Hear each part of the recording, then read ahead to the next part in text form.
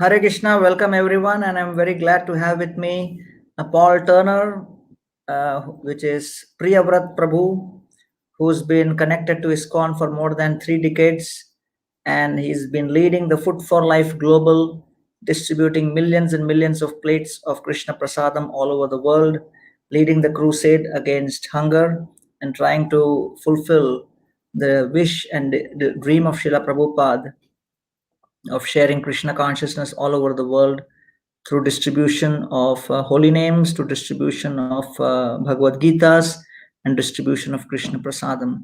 So, Priyavrat Prabhu, please tell us a little bit about your journey, how you connected to ISKCON, and how you started off on this food distribution.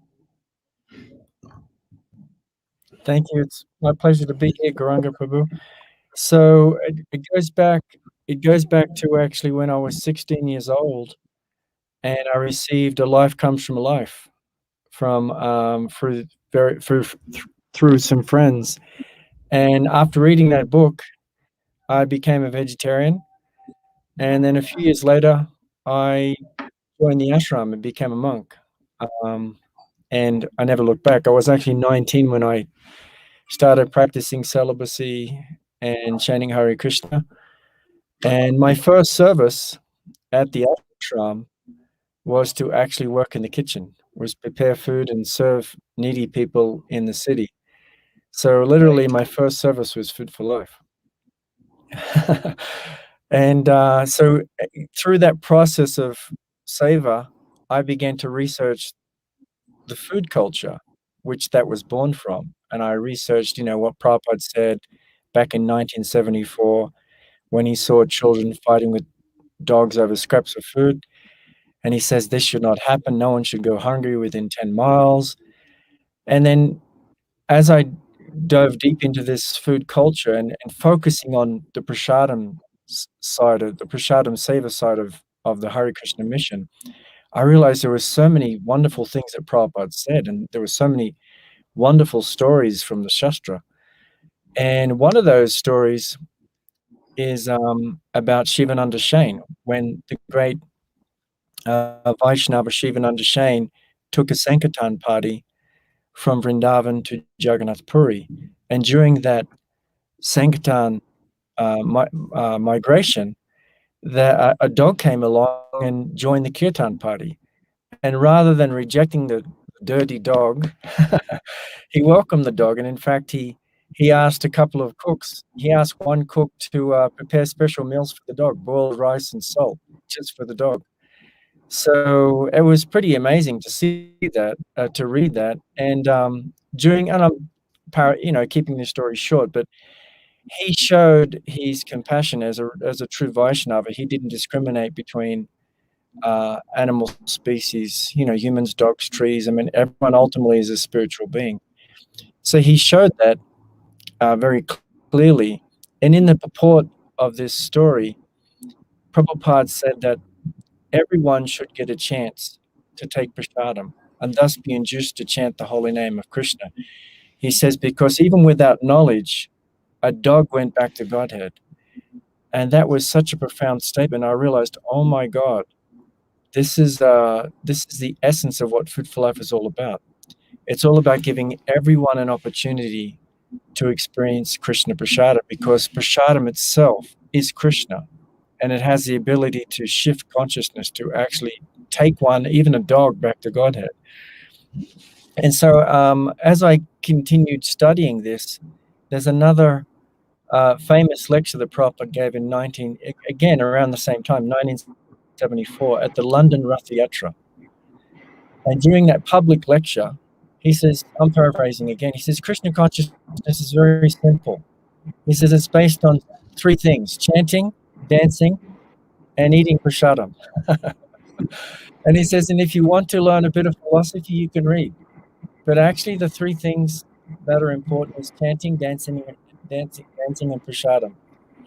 So then I realized that really these are the foundations of what the Hare Krishna movement is all about. When Chaitanya Mahaprabhu envisioned this movement of transforming the world, his activities were simply chanting and dancing And at the end of the kirtan, he would distribute prasadam. And if someone disagreed with him philosophically, he would defeat them. He would quote Shastra. And later on, he trained his disciples to codify, capture this philosophy in books, and started introducing the philosophy to the general public. But the essence of the movement was chanting, dancing, prasadam. And so later on, when ISKCON was founded by Srila Prabhupada, and he was encouraged by his spiritual master to distribute books, he made it clear that book distribution was the louder kirtan. It's part of kirtan. In other words, when we talk about the foundations of ISKCON or the Hare Krishna movement, it's chanting, dancing, and prasadam distribution. Chanting, or the book distribution, is contained within that kirtan. And so this was very interesting to me. So this inspired me more and more to develop this Food for Life project. And so when I started my own Food for Life project in 1986 at the Sydney University, I was distributing prasadam to all the students at the Sydney University. And then later on, I was introduced to Mukunda Maharaj, and he was very inspired by my enthusiasm, and he realized, oh, here is a person that I can train, that I can guide to develop this food culture in ISKCON. So I began writing a newsletter promoting Food for Life around the world, and I had a Mac computer, and I would type up a newsletter and take quotes from Prabhupada and quotes from the Shastra and some stories that I was having as I was promoting Food for Life in my local area, and I was sharing this with Food for Life with temples around Australia. And then Mukunda Maharaj says, "Oh, you need to share this with the world." So that newsletter became an international Food for Life newsletter. And back then it was typing it up and cutting and pasting and just old school sort of newsletter.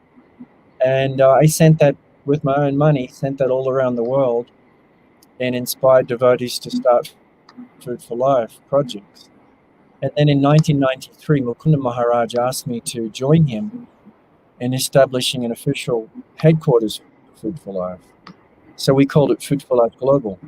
And I left Australia and joined him in Potomac, Maryland, and we established the first official headquarters for Food for Life, called it Food for Life Global, and that became the office for guiding and training devotees around the world. And then I was still a monk at that point. I was still a celibate monk in 1993, and I began traveling the world teaching devotees how to start Food for Life. And I wrote a training manual, and I traveled all through Eastern Europe, Western Europe. To date, I've visited like 70 countries around the world, giving lectures on Food for Life, training devotees. So it's been a lifelong mission. It's been 38 years now.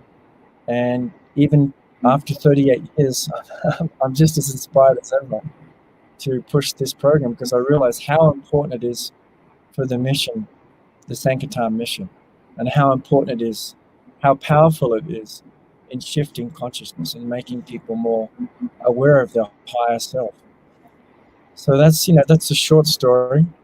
There's more aspects to it, but that's the short essence of where I got to where I am now. Thank you so much, Priyavrat Prabhu. That was really a very exciting, narration, and I think you have been inspired to spread the distribution of Krishna Prasadam all over the world in an unprecedented manner. And I would like to just pause for a moment and reflect on one episode from Chaitanya Charitamrita, where Lord Chaitanya Mahaprabhu is in the Jagannath Rath Yatra, and then the Rath has stopped at Balagandi, and a lot of bhoga has been offered, and the Mahaprasad comes off the cart. And then Lord Chaitanya Mahaprabhu sees that all of these profuse quantities of Mahaprasadam is left even after the devotees have eaten prasadam. Prabhur Agyaya Govind Deen Hina Ane Dukhi Kangal Ane Karai Bhojane. So Lord Chaitanya Mahaprabhu looks at his servant Govinda and tells him that please go and call all those who are hungry, and we should distribute prasadam to them. So Govinda goes and makes all of them sit in lines and then starts distributing prasadam. And then when Lord Chaitanya Mahaprabhu sees everyone tasting the Jagannath's Mahaprasada, Mahaprabhu says that you know all of you are um, taking this Mahaprasadam, and along with honoring this Mahaprasadam, also you chant the names of Krishna and accept that you are Krishna's servant. So Mahaprabhu says, Kangalera bhojan ranga dekhe gaur hari, hari bol boli tare upadesha kori. That yes, you acknowledge the Mahaprasadam of the Lord and accept this Mahaprasadam in the mood of the gratitude, feeling of gratitude towards the Lord for having supplied this. And Jiva Krishnadas e Vishwas Karle Ar Dukkhanai. When the soul understands that I am eternal servant of Krishna, then there is no more misery. And in this way, Lord Chaitanya Mahaprabhu really wanted profuse prasadam distribution to happen, because that is one way by which the conditioned soul can acknowledge and start appreciating with gratitude the Lord's mercy coming in this fashion. So I really appreciate, how you have been trying to fulfill Srila Prabhupada's desire, because Prabhupada also mentioned very expressly anyone who comes to our temples should always at any point of time get at least some puris or sabjis and halwa and something like that, and should never go hungry. And what to speak of several miles across the temples, people should not go hungry. So therefore here at the Govardhan Ecovillage also, we started Govardhan Annakshetra 2 years ago, and that has been a very extremely successful project. And we have tried to cover various talas including Wada, Jawar, Mokhada, Vikramgad, uh, and also Danu. And we are trying to spread this as much as possible, and we hope that this year we have launched, as part of our efforts to support those who are affected by the COVID pandemic, what we call as the hunger free palgar, and we hope to distribute almost 1.5 million meals. And we are very honored that Food for Life Global has reached out and accepted Govardhan Annakshetra as one of its affiliates. So I would like to express my gratitude to Priyavrat Prabhu and FFL Global, that we are now part of the FFL Global, and would love to be guided by you in these efforts. And I would like to now ask you the next question, which is, during your several years of prasadam distribution, you can share some very exciting, pastime which you experienced, where the situation was extremely challenging, but still you managed to distribute prasadam and support the people. I'm sure you must have gone through many. Yeah, there's many stories of. I've been to 3 war zones and many natural disasters. Like, I mean, my first really challenging experience was in Chechnya during. Well, actually, it was Sukhumi. There was a war between Russia and sorry, Georgia and Abkhazia, and there was there were devotees in a place called Sukhumi, which is part of Georgia at the time, and they were providing meals during the war, and I was in Moscow at the time. And I thought, wow, it'd be nice to go to a war zone. I had no idea what I was getting into. For me, it was very romantic, the idea of actually being in a war zone. But somehow or other, we got to that war zone in Georgia, and all of a sudden, the reality set in, and it was shocking. I arrived at a abandoned restaurant, and this restaurant was being used by the local devotees to provide food to needy people in the city. And you have to understand the nature of that time. This is post-Soviet, like 1993, But that part of Russia was where a lot of wealthy people lived. It's like the Florida of Russia, like a lot of wealthy agriculturalists and so on. And they found themselves completely poverty-stricken. They had nothing. The entire city was shut down. All the shops were closed. There was just no food anywhere. The only food was what Food for Life was offering. And it was very humble food. It was literally just porridge with, I think, vegetables. It was like a savory porridge. Very simple porridge with carrots, something like that, porridge with apples. And but that was very nutritious, and that's all that was available. So the devotees were going out every day providing this food. And I was there seeing that, and I remember we arrived at this restaurant, and there was a devotee holding incense as he was serving people.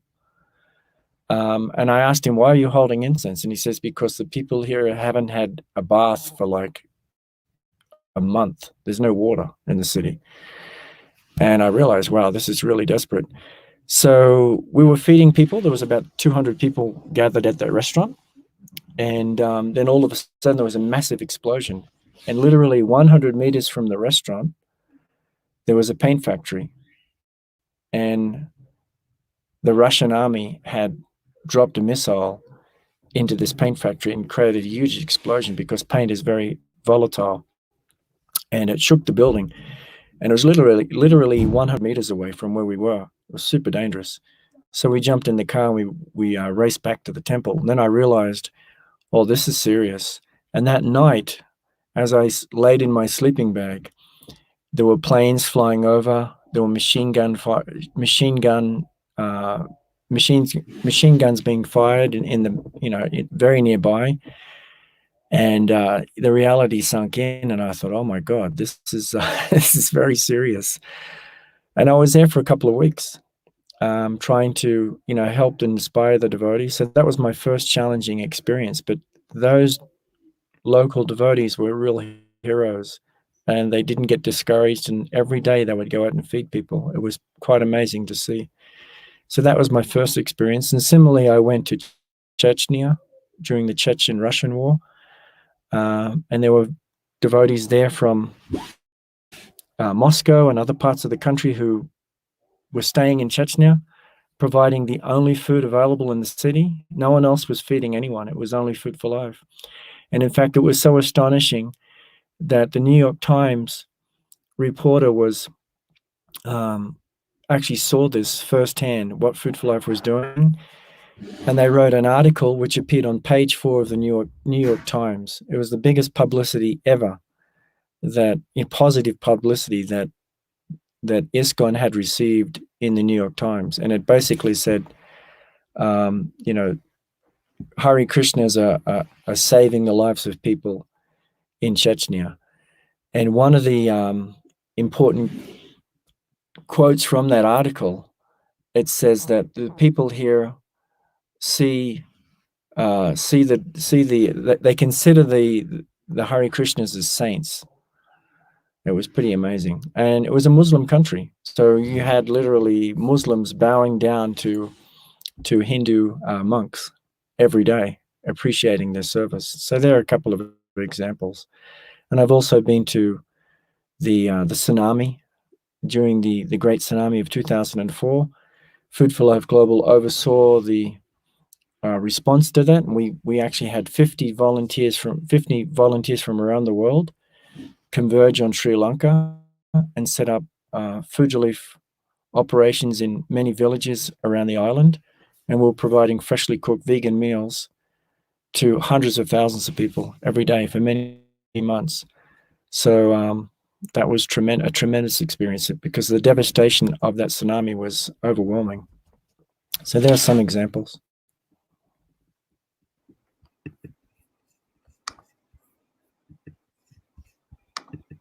Wonderful to hear amazing experiences. So, when His Divine Grace Srila Prabhupada started the Krishna consciousness movement in New York, whenever any interested people would come on different days of the week, Srila Prabhupada would always begin with a kirtan, have a small discourse, speak from the Gita, and at the end, without fail, just cut an apple and distribute.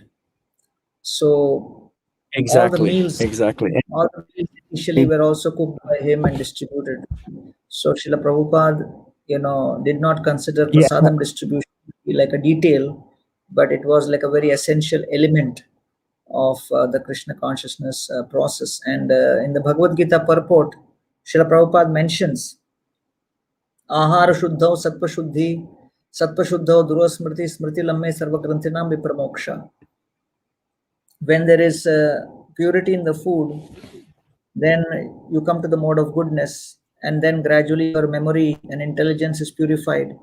Then you can actually remember the Lord properly. So it's a great seva to distribute this prasadam to maximum number of people, and the numbers which you have managed to accomplish, almost 7.2 billion meals so far, that's quite humongous, and I wish to congratulate you for the same. And in conclusion, I want to ask you, to share with our viewers that if anyone is, in their own particular capacity interested to distribute prasadam around their own, locality, house, in whatever situation they may be in, what is the, 2 to 3 things you recommend they should do to become empowered and excited to start a food distribution program of their own in a small scale, not institutional, but at an individual level?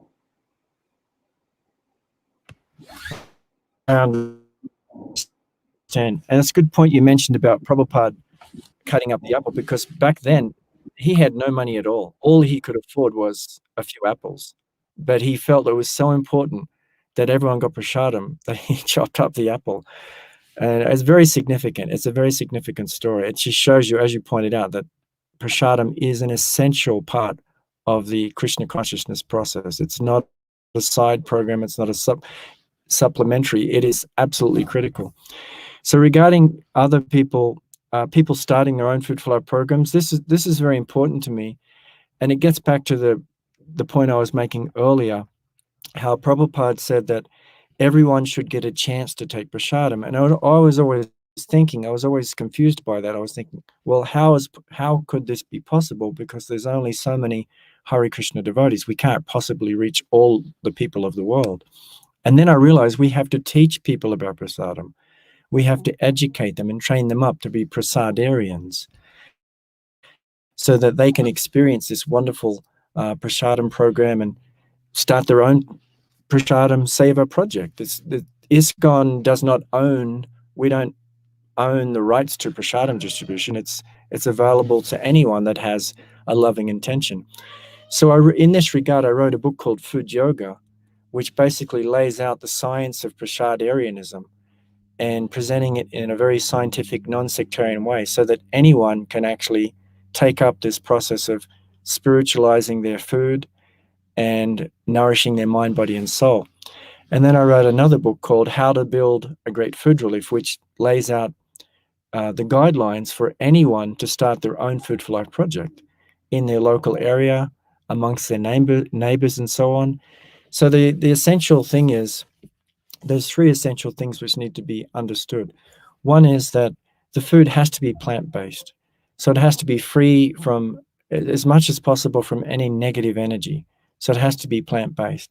The second thing is that you have to prepare that food with a loving intention, a very selfless attitude. So you're not cooking it for yourself, you're cooking it for the pleasure of the Lord and for the pleasure of the people that will receive this food. So a prasadarian, a Vaishnava, someone who wants to provide food for life meals, they have to cook without tasting the food while they're cooking it. And the third thing is to actually say a prayer of loving intention after the meal is complete, so that the meal is blessed and it is high energy, and then that food itself becomes a vehicle for love. to shift, which and inevitably will shift that people's consciousness when they taste the food. You can make the simplest food, but if it's prepared with a loving intention, it has the ability to nourish our mind, body, and soul. And we've all experienced this when we eat the food that's prepared by our mother. The mother could be a very basic cook, not an expert cook, but when the mother prepares food, it's filled with love, and you taste that, you feel that in the deepest core of your heart. So those things are very simple, and I provide guidance in that in a book, and I'd be happy to provide that for free to anyone that is interested.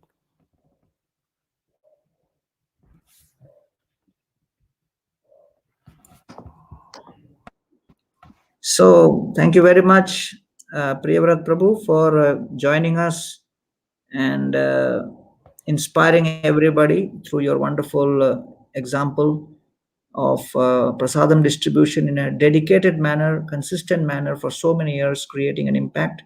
And for those of us who have joined us this evening and those who are going to see this in future, please do visit fflglobal.org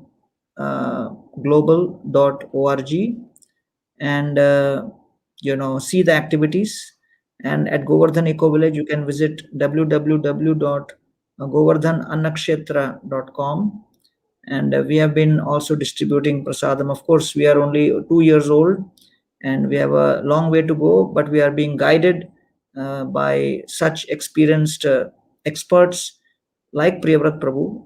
And we would like to thank all of our supporters, well-wishers, and donors who are supporting us in this cause of hunger-free Palgar, and especially in the COVID emergency. If any of you are interested, you can also visit www.iskoncovidrelief.org, iskoncovidrelief.org/082.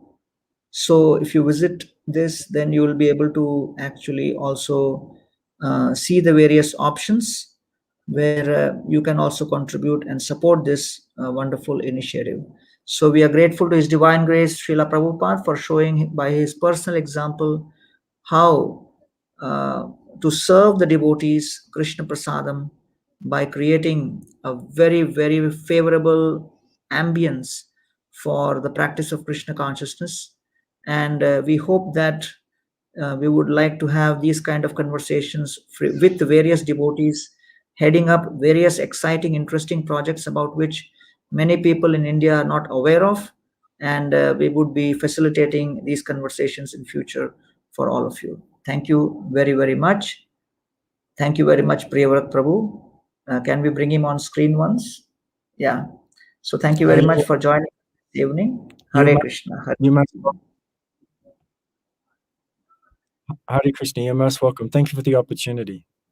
It's my pleasure to serve you all. Thank you. Hare Krishna. Hare Krishna.